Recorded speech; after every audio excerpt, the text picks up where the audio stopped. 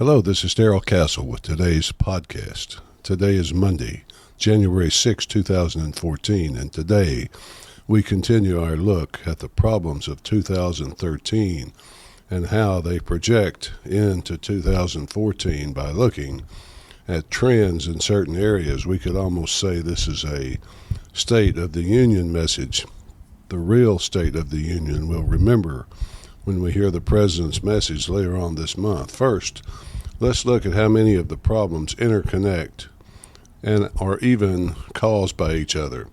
Many would say that the U.S. is in decline, and that decline will continue in 2014 and on into the future, that it is, in fact, irreversible. The U.S.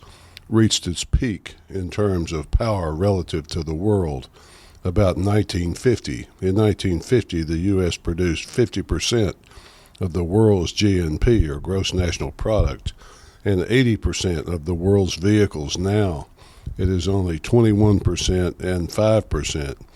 It owned two-thirds of the world's gold reserves. Now it owns one-fourth. If current reports are accurate, it was the world's largest creditor by a wide margin. Today it is the world's largest debtor by a wide margin.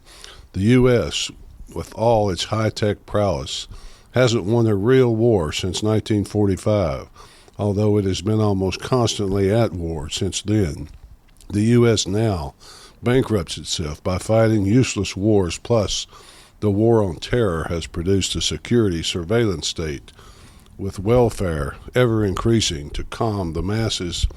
Foreign wars have increased turmoil at home by putting our borders under attack through immigration. Immigration increases drastically as people flee the destruction war brings to their countries.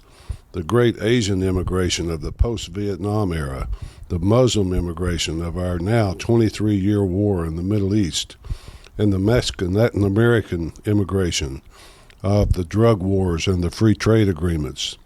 Immigration waves changed the face of our cities and strained the cohesion of our culture and society, but the military is able to recruit from the immigrants, the ghettos and the barrios of the U.S. and Latin America.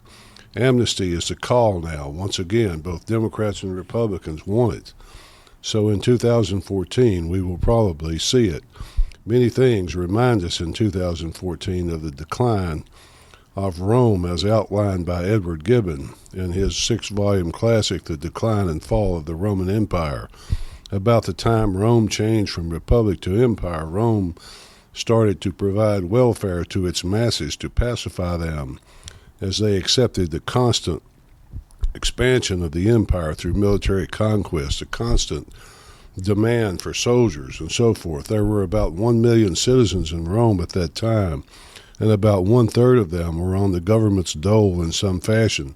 The Romans were able to keep this system afloat for some 500 years. The U.S. now has more recipients of government benefits than it has workers. Social Security, Medicare, Medicaid, food stamps, and other programs now absorb over 50% of the budget. Tens of millions more rely on state programs. These programs are an embedded part of the recipient's survival mechanism. All these things added together spell trouble. For a civilization to survive, it must have common core beliefs. Therefore, collapsing religious and moral values are important factors in America's decline. A rich civilization like ours can tolerate our excesses for a while, but not forever. The solution: less centralization, less control, more genuinely free markets, less regulatory and legislative complexity, more entrepreneurship. Those are items for solution, but they are not going to happen, so we continue our decline. Next time we'll talk about the National Security Association, their spying, and our civil rights here in America, hopefully, as we continue our look back at 2013 and ahead at 2014. Until then, folks, this is Darrell Castle. Thanks for listening.